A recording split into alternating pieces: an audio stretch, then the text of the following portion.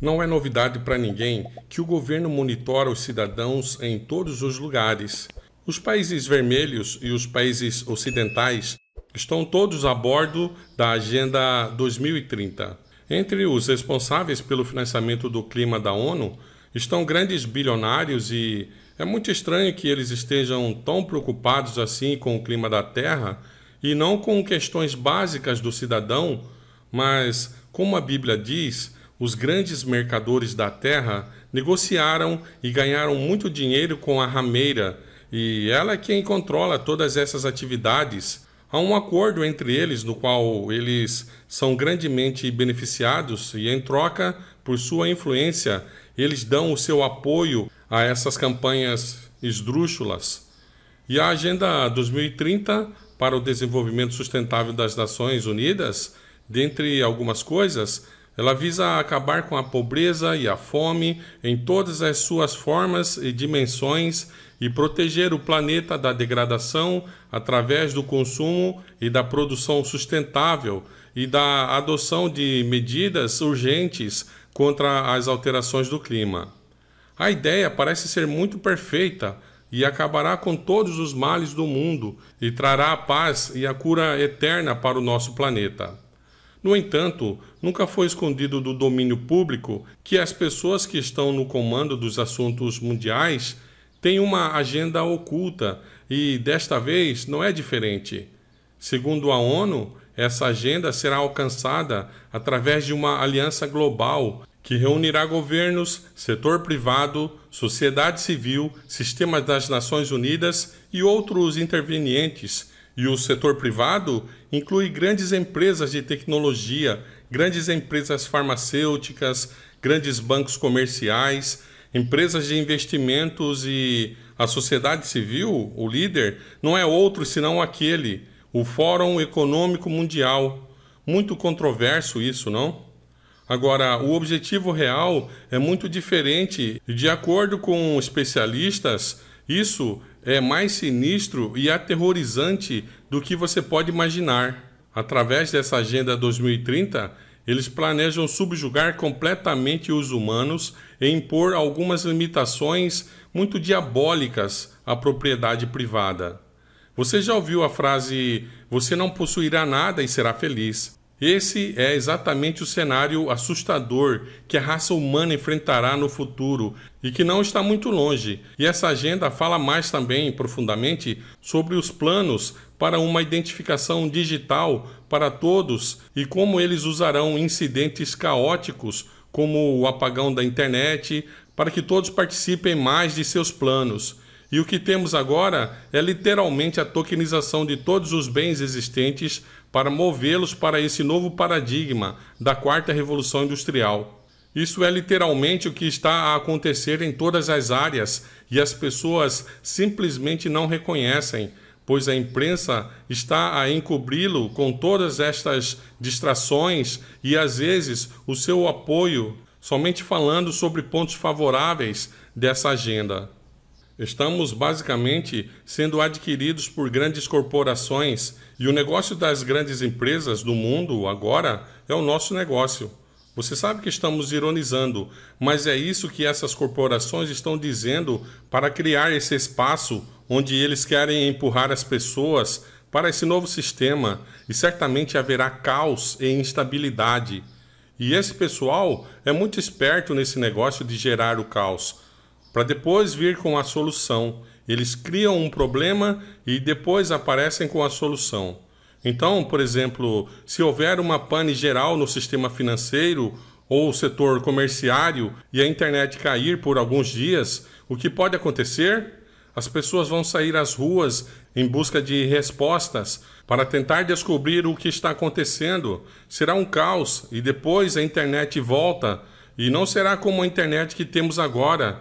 Eles podem colocar inteligência artificial mais robusta e ela estará literalmente no comando de todo o conteúdo e seu ID estará vinculado não apenas a tudo que você posta online, mas também a tudo que você lê, tudo que você assiste, tudo que você consome e cada site que você visita, e isso é o que estão planejando. E eles planejam passar tudo isso através de inteligência artificial para determinar se você é uma ameaça ao sistema ou não. Tudo isso é como policiamento preditivo. Eles estão planejando para que tudo seja integrado a um sistema. E especificamente nos Estados Unidos, a administração Biden já tem a estrutura política desenvolvida que tem desde que chegou ao poder em 2021, que basicamente dirige a política de segurança nacional da inteligência artificial para os Estados Unidos. Esse país está financiando toda essa política de ciência e tecnologia. E diga-se de passagem, é por isso que a Bíblia menciona os Estados Unidos como o poder que vai controlar as pessoas para receberem a marca de Roma, e eles vão adotar um sistema de governo que será tirano e opressivo, exatamente como Roma foi durante a Idade Média. O grande sistema de monitoramento da internet já está sendo preparado para fazer esse papel e simplesmente vão vincular a identificação de todos às redes sociais e então, quando as pessoas postarem desinformação, poderem denunciá-los à polícia, e então eles vão usar o argumento da segurança. Mas amanhã, quando o mundo fizer um pacto mundial, acordarem sobre algo que seja comum a todos os seres humanos, e então quem estiver de fora desse pacto será considerado uma ameaça. O que essa pessoa posta nas redes sociais será considerado como uma ameaça e, se tratando de uma igreja, de uma religião, sua pregação, o que ela prega, suas crenças serão consideradas como uma ameaça, um discurso de ódio.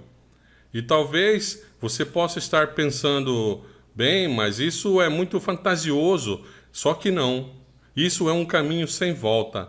Se a Bíblia predisse, é porque realmente vai acontecer e já está acontecendo. Para os Estados Unidos poderem controlar todas as pessoas a ponto de bloquear ou apagar a conta bancária de um cidadão por não estar de acordo com o Pacto Global, é o que está previsto no livro de Apocalipse, no capítulo 13.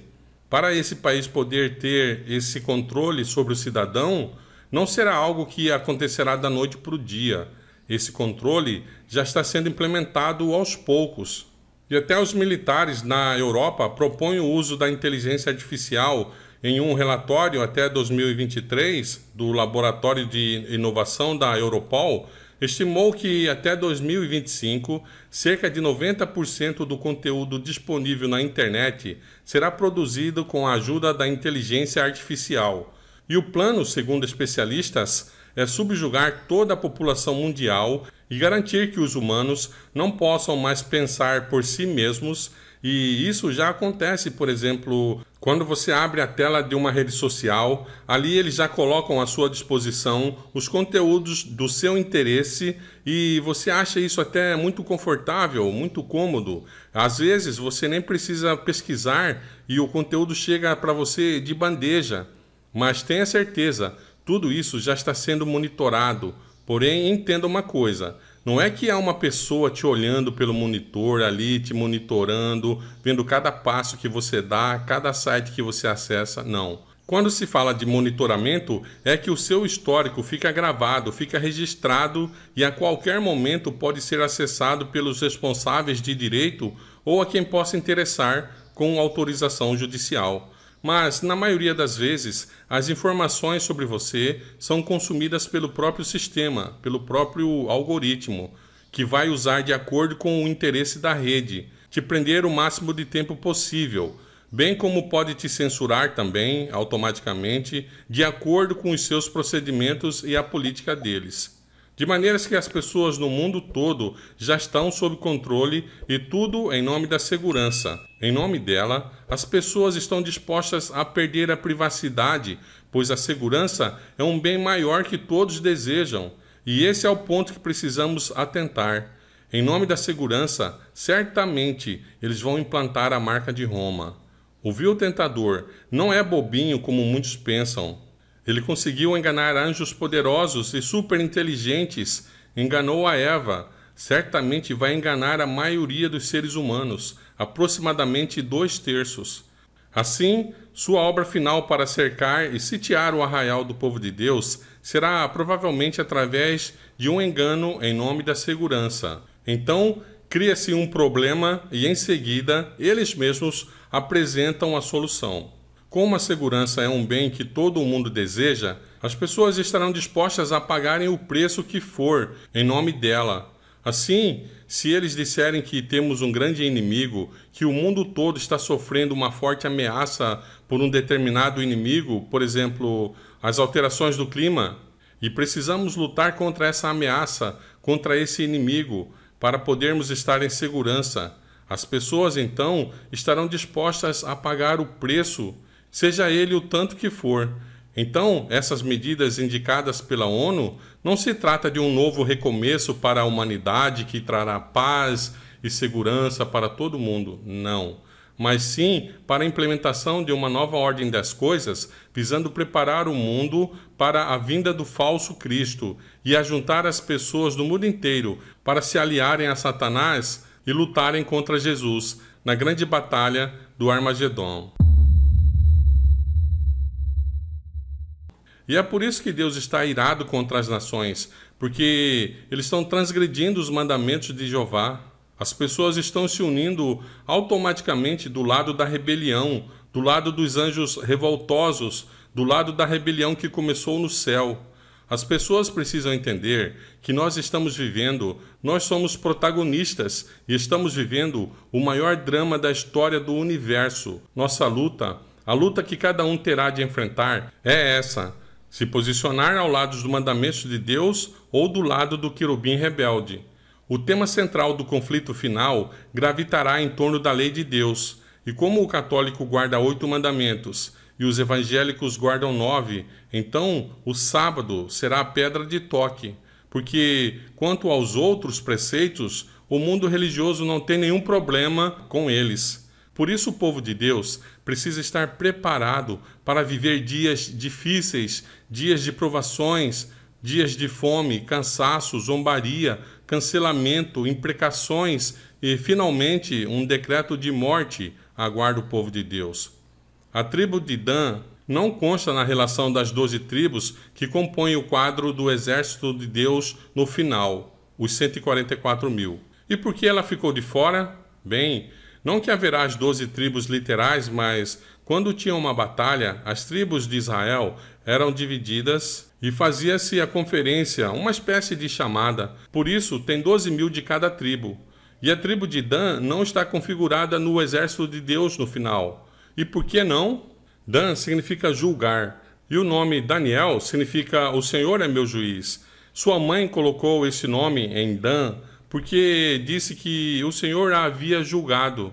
E Jacó, no leito de morte, pronunciou sua bênção sobre Dan e disse que julgaria seus irmãos. E Dan realmente levou isso a sério, só que para o lado errado, para o lado do mal.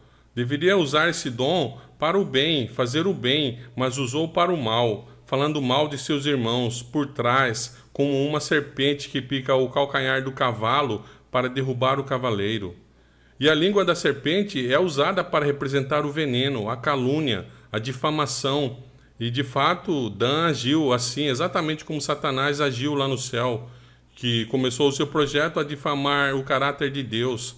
Por isso, Deus odeia o que anda espalhando a difamação, a calúnia, a fofoca, a injúria e o que fala por trás, pois esse é o procedimento de Satanás. Ele falou mal de Deus por trás. Por isso, o caráter de Deus foi manchado e o universo inteiro precisa ter uma concepção clara e correta do caráter de Deus. E os piores inimigos do povo de Deus serão aqueles que um dia pertenceram à difamada igreja. Comeram do nosso lado, entoaram cânticos do nosso lado e agora são os mais encarniçados inimigos da verdade. Usarão suas línguas para mentirem, falarem mentiras e calúnias a nosso respeito. E quando formos levados a julgamento ante os tribunos, esses serão nossos ferozes acusadores. O caráter de Deus será vindicado. Não estamos lutando por dinheiro como mercenários, mas sim pela vindicação do caráter de Deus. Nossa causa é a mais honrosa e nobre que poderia existir. Todo o sofrimento que há neste mundo é porque o caráter de Deus foi colocado em causa pelo querubim rebelde. Por isso, Deus não o destruiu, para mostrar ao universo todo que as acusações de Lúcifer não têm fundamento.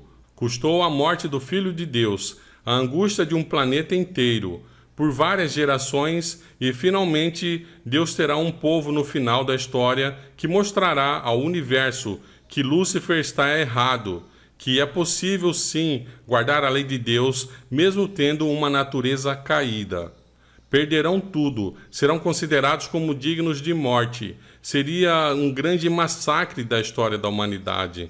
Ao longo da história, sempre temos visto como nações inteiras foram destruídas. E hoje em dia, no mundo civilizado, como atingimos esse patamar de tão refinado grau de civilização, a maioria das pessoas não imagina ser isso capaz. Isto é, que uma nação, um povo, ou no nosso caso, uma religião, com membros espalhados pelo mundo todo, seja destruída. Parece inconcebível, mas é o que aguarda os que fielmente se posicionarem a favor da lei de Deus, abstendo-se de transgredir o quarto mandamento, isto é, de profanar o sábado. Quando Roma voltar ao poder, e voltará em breve, o oitavo rei, a oitava cabeça, as fogueiras voltarão a se acender novamente. E naquele tempo, Miguel vai se levantar, o grande príncipe que representa os filhos do teu povo, e haverá um tempo de tribulação, qual nunca houve, desde que existiu nação até aquele tempo. E naquele tempo, o teu povo será liberto, todos os que forem encontrados registrados no livro.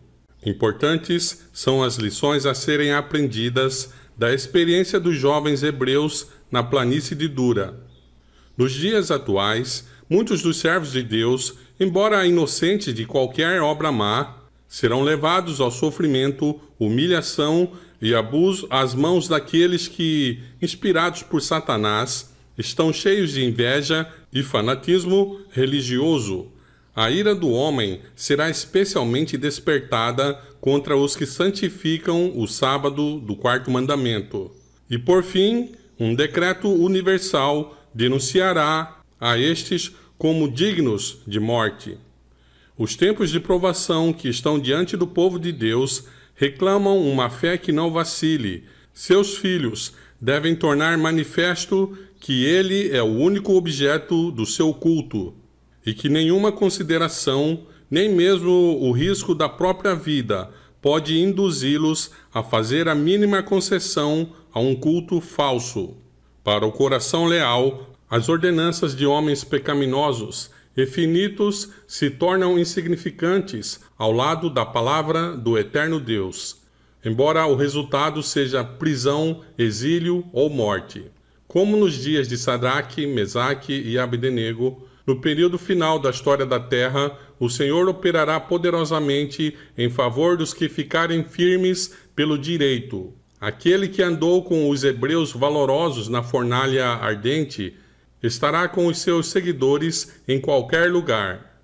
Sua constante presença confortará e sustentará. Em meio do tempo de angústia, angústia como nunca houve desde que houve nação, seus escolhidos ficarão inamovíveis. Satanás, com todas as hostes do mal, não pode destruir o mais fraco dos santos de Deus. Anjos magníficos em poder os protegerão, e em favor deles, Jeová se revelará como o Deus dos deuses, capaz de salvar perfeitamente os que nele puseram a sua confiança. Profetas e reis, a fornalha ardente. O Senhor te abençoe e te guarde. O Senhor faça resplandecer o seu rosto sobre ti, e tenha misericórdia de ti. O Senhor levante o seu rosto sobre ti, e te dê a paz.